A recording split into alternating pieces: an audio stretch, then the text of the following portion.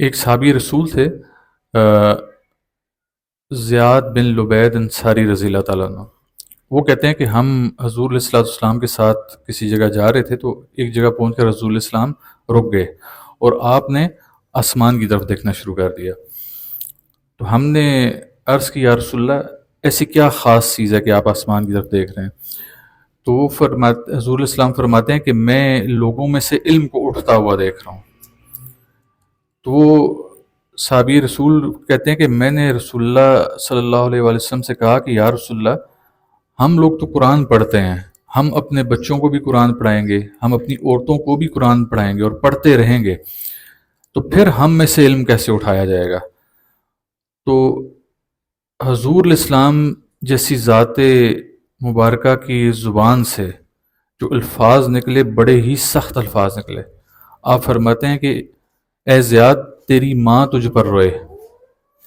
اب ماں کب روتی ہے؟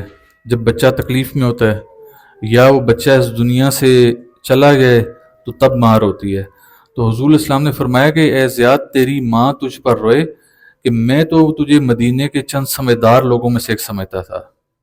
حضور کے کہنے کا مطلب یہ کہ تو سمجھدار نہیں ہے، میں تجھے یہ سمجھتا کہ تو سمجھدار ہے، کہ تجھے یہی نہیں معلوم کہ اگر جو توراۃ اور انجیل بھی تو لوگوں کے درمیان موجود تھی، تو پھر وہ لوگ کیوں نہیں ہدایت کو پہنچ سکے؟ وہ لوگ کیوں گمراہ ہو گئے؟ تو اس سے پتہ چلا کہ اگر قرآن کریم جیسی کتاب ہم لوگوں میں موجود ہے، تو یہ حضور علیہ الصلوۃ والسلام کا اشارہ یقیناً اس طرف جاتا ہے کہ ہم روز قرآن کریم کی تلاوت ضرور کر لیں، لیکن قرآن کی کسی آیت کو یا بات کو سمجھیں ہی نہ۔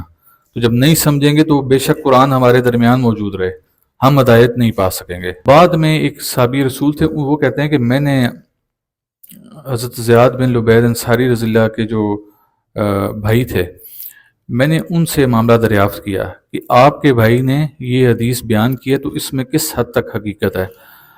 تو وہ حضرت جبیر رضی اللہ تعالیٰ عنہ کا نام تھا، وہ فرماتے ہیں کہ وہ کیا کہتے ہیں کہ آؤ میں تمہیں دکھاؤں نا کہ وہ کون سا علم ہے جس کے بارے میں حضور نے کہا کہ وہ امت سے کھینچ لیا جائے گا۔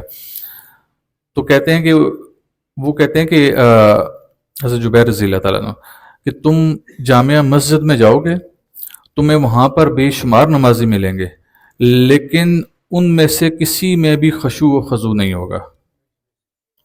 اور خشوع و خضوع میں نے اس کی تعریف آپ لوگوں کے سامنے بیان کی تھی کہ خشوع و خضوع کا مطلب یہ نہیں ہے کہ آپ طہارت کریں، اچھے طریقے سے غسل کریں، صاف ستھرے کپڑے پہنیں، عطر لگائیں اور پھر آپ مسجد میں چلے جائیں اور پھر اللہ کے حضور سجدہ دیں اور آپ کہیں جی میں نے خشوع و خضوع کے ساتھ نماز پڑھی۔